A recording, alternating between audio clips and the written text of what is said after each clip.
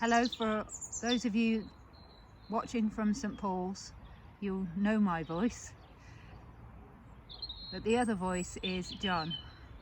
And those of you watching from St Giles, the other voice is Siobhan, who is of course the vicar of St Paul's, Hampstead. Before we begin our worship for Maundy Thursday, a short explanation. Now, our worship on Maundy Thursday would normally have quite a lot going on. There will be the receiving of oils, foot washing, the Last Supper, the stripping of the altar, and a vigil as we remember Jesus' time praying in the Garden of Gethsemane. Now, we can't receive in the oils, although Siobhan and I will have renewed our ordination vows in an online service with the Bishop on Thursday morning. But we can reflect the events of Maundy Thursday by using a script that's been produced by the Iona community based on the Gospel accounts. At the end of the reading, we'll play some music while we strip the objects from the table in front of us to represent the stripping of our churches. Then there'll be a short reading from Isaiah to finish. After that, you might like to pause in prayer and consider what the events of this Thursday mean for you. Let's pray. God of our journey, God of surprise, God with us. As the day ends and the shadows lengthen, we draw together to be with your Son. Just as those first disciples gathered in an upper room all those centuries ago, little knowing what was about to happen. On this holy night, we meet in trust.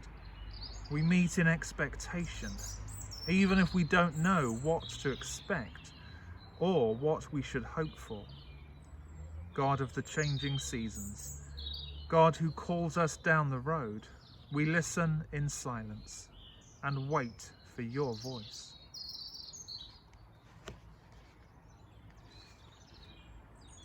It was 2 days before the Passover and the festival of unleavened bread. The chief priests and the scribes were looking for a way to arrest Jesus by stealth and kill him, for they said, "Not during the festival, or there may be a riot among the people." While he was at Bethany, in the house of Simon the leper, as he sat at the table, a woman came with an alabaster jar of very costly ointment of nard, and she broke open the jar and poured the ointment on his head.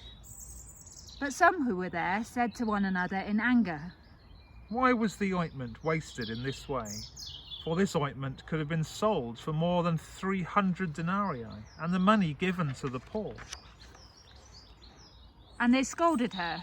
But Jesus said, "Let her alone. Why do you trouble her? She has performed a good service for me. For you always have the poor with you, and you can show kindness to them whenever you wish, but you will not always have me. She has done what she could.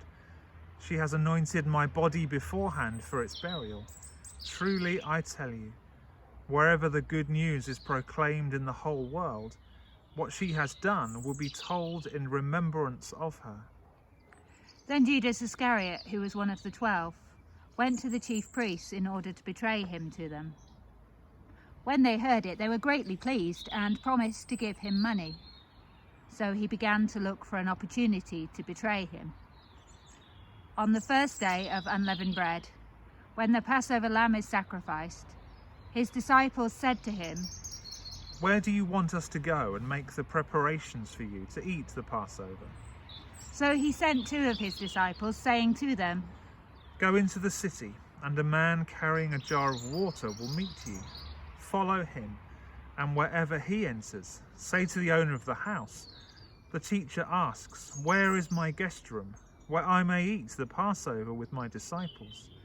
He will show you a large room upstairs, furnished and ready. Make preparations for us there." So the disciples set out and went to the city, and found everything as he had told them, and they prepared the Passover meal. While the disciples were seated at the table, a dispute also arose among them, as to which one of them was to be regarded as the greatest. But Jesus said to them, "The kings of the Gentiles lord it over them, and those in authority over them are called benefactors. But not so with you. Rather, the greatest among you must become like the youngest, and the leader like one who serves. For who is greater, the one who is at the table or the one who serves? Is it not the one at the table? But I am among you as one who serves." Then Jesus got up from the table, took off his outer robe, and tied a towel around himself. He poured water into a basin and began to wash the disciples' feet and to wipe them with the towel that was tied around him. He came to Simon Peter, who said to him, "Lord, are you going to wash my feet?" Jesus answered, "You do not know now what I am doing, but later you will understand." Peter said to him, "You will never wash my feet." Jesus answered, "Unless I wash you, you have no share with me." Simon Peter said to him, "Lord, not my feet only, but also my hands and my head." Jesus said to him, "One who is bathed does not need to wash, except for the feet, but is entirely clean. And you are clean, though not all of you." For he knew who was to betray him. For this reason he said, "Not all of you are clean." After Jesus had washed their feet, put on his robe and returned to the table, he said to them, "Do you know what I have done to you? You call me teacher and Lord, and you are right, for that is what I am. So if I, your Lord and teacher, have washed your feet, you also ought to wash one another's feet. For I have set you an example, that you also should do as I have done to you. Very truly I tell you, servants are not greater than their master, nor are messengers greater than the one who sent them. If you know these things, you are blessed if you do them." While they were eating, Jesus said, "Truly I tell you, one of you will betray me, one who is eating with me." They began to be distressed and to say to him one after another, "Surely not I. "Surely not I." Surely not I." He said to them, "It is one of the 12, one who is dipping bread into the bowl with me. For the Son of Man goes as it is written of him. But woe to that one by whom the Son of Man is betrayed. It would have been better for that one not to have been born." While they were eating, he took a loaf of bread, and after blessing it, he broke it, gave it to them, and said, "Take, this is my body." Then he took a cup, and after giving thanks, he gave it to them, and all of them drank from it. He said to them, "This is my blood of the covenant, which is poured out for many. Truly I tell you, I will never again drink of the fruit of the vine, until that day when I drink it new in the kingdom of God." When they had sung the hymn, they went out to the Mount of Olives. And Jesus said to them, "You will all become deserters, for it is written, I will strike the shepherd, and the sheep will be scattered. But after I am raised up, I will go before you to Galilee." Peter said to him, "Even though all become deserters, I will not." Jesus said to him, "Truly I tell you, this day, this very night, before the cock crows twice, you will deny me 3 times. But Peter said vehemently, Even though I must die with you, I will not deny you." And all of them said the same. They went to a place called Gethsemane, and Jesus said to his disciples, "Sit here while I pray." He took with him Peter and James and John, and began to be very distressed and agitated. And he said to them, "I am deeply grieved, even to death. Remain here and keep awake." And going a little farther, he threw himself on the ground and prayed that if it were possible, the hour might pass from him. "Abba, Father, for you all things are possible. Remove this cup from me. Yet not what I want, but what you want." He came and found them sleeping, and he said to Peter, "Simon, are you asleep? Could you not keep awake 1 hour? Keep awake and pray that you may not come into the time of trial. The spirit indeed is willing, but the flesh is weak." And again he went away and prayed, saying the same words. And once more he came and found them sleeping, for their eyes were very heavy, and they did not know what to say to him. He came a third time and said to them, "Are you still sleeping and taking your rest? Enough, the hour has come. The Son of Man is betrayed into the hands of sinners. Get up, let us be going. See, my betrayer is at hand." Immediately, while he was still speaking, Judas, one of the 12, arrived, and with him there was a crowd with swords and clubs, from the chief priests, the scribes, and the elders.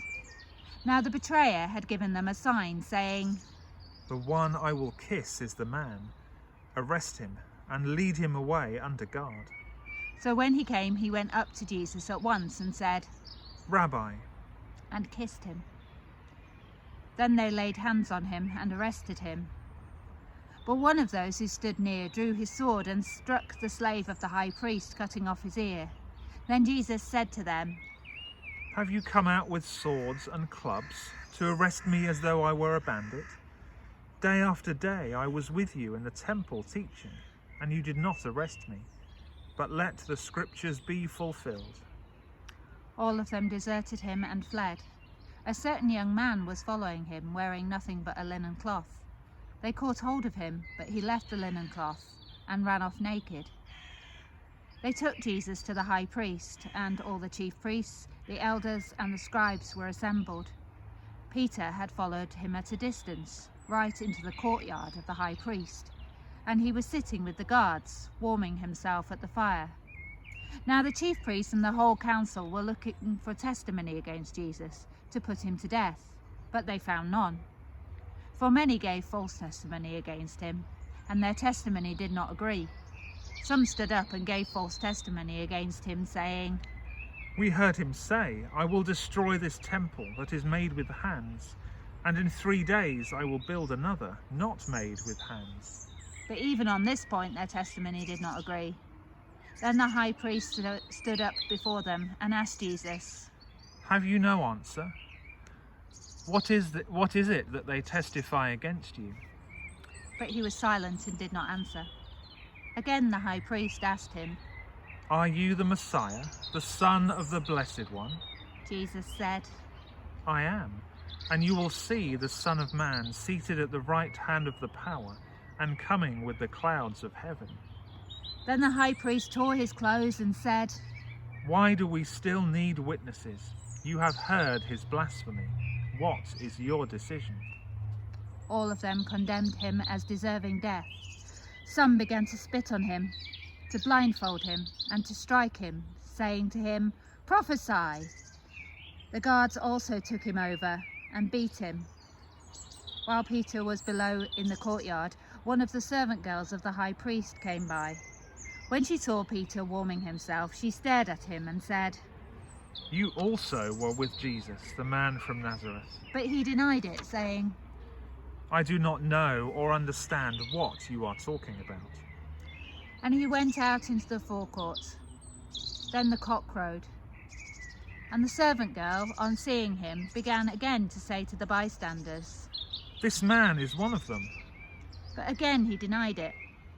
Then after a little while, the bystanders again said to Peter, "Certainly you are one of them, for you are a Galilean." But Peter began to curse, and he swore an oath. "I do not know this man you are talking about." At that moment the cock crowed for the second time, and Peter remembered that Jesus had said to him, "Before the cock crows twice, you will deny me 3 times." And he broke down and wept.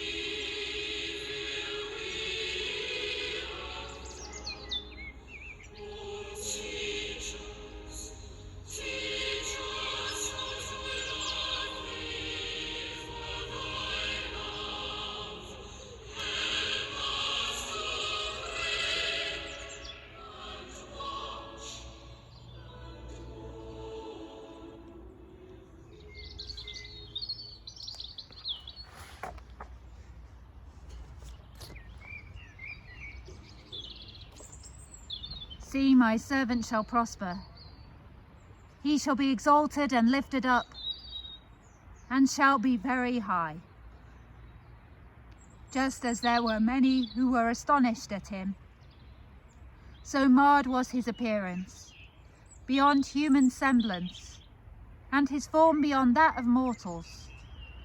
So he shall startle many nations. Kings shall shut their mouths because of him. For that which has not been told them they shall see, and that which they had not heard they shall contemplate. Who has believed what we have heard? And to whom has the arm of the Lord been revealed? For he grew up before him like a young plant, and like a root out of dry ground. He had no form or majesty that we should look at him, nothing in his appearance that we should desire him. He was despised and rejected by others, a man of suffering and acquainted with grief, and as one from whom others hid their faces. He was despised, and we held him of no account. Surely he has borne our infirmities and carried our diseases. Yet we accounted him stricken, struck down by God and afflicted. But he was wounded for our transgressions, crushed for our iniquities. Upon him was the punishment that made us whole, and by his stripes we are healed. All we like sheep have gone astray. We have all turned to our own way. And the Lord has laid on him the iniquity of us all. He was oppressed and he was afflicted, yet he did not open his mouth. Like a lamb that is led to the slaughter, and like a sheep that before its shearers is silent, so he did not open his mouth. By a perversion of justice he was taken away. Who could have imagined his future? For he was cut off from the land of the living, stricken for the transgression of my people. They made his grave with the wicked, and his tomb with the rich, although he had done no violence, and there was no deceit in his mouth. Yet it was the will of the Lord to crush him with pain. When you make his life an offering for sin, he shall see his offspring, and shall prolong his days. Through him the will of the Lord shall prosper. Out of his anguish he shall see light. He shall find satisfaction through his knowledge. The righteous one, my servant, shall make many righteous, and he shall bear their iniquities. Therefore I will allot him a portion with the great, and he shall divide the spoil with the strong, because he poured out himself to death, and was numbered with our transgressors. Yet he bore the sin of many, and made intercession for the transgressors.